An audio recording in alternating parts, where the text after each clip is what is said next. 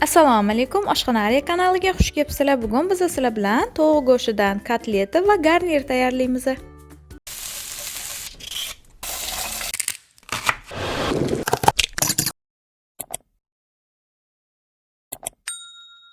Kerakli mahsulotlarni ekranda ko'rishingiz mumkin.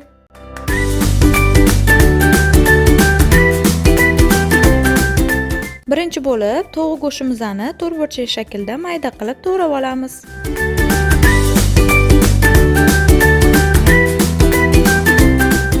Tuxum, keyin smetana yoki mayonez solib yaxshilab aralashtirib olamiz.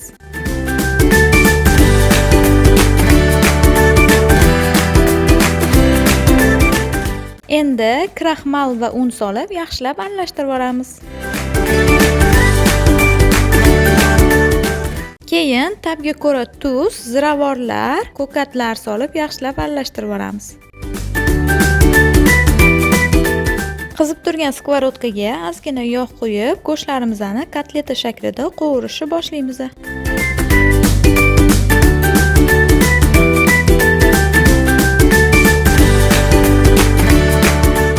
Kotletalarimizni o'rtacha olovda 5-7 daqiqadan ikkita tarafini ham qovurib olamiz.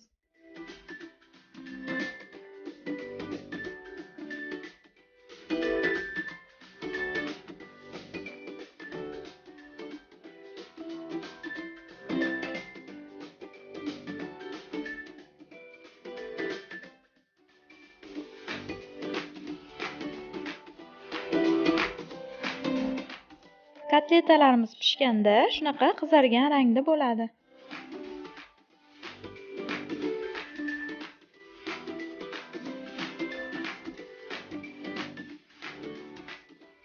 Endi kotletalarimizga garnir tayyorlab olamiz. Sizlar o'zingizlar xohlagan garnir tayyorlashingiz mumkin. Men bu yerda guruchli garnir tayyorladim.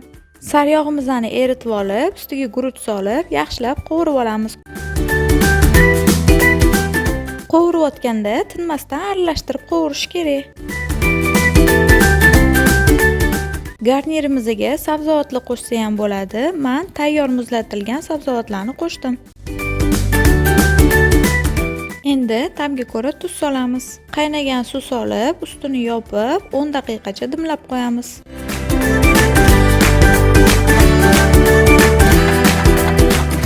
Mana garnirimiz ham tayyor bo'ldi. Endi dasturxonga tortsak bo'ladi.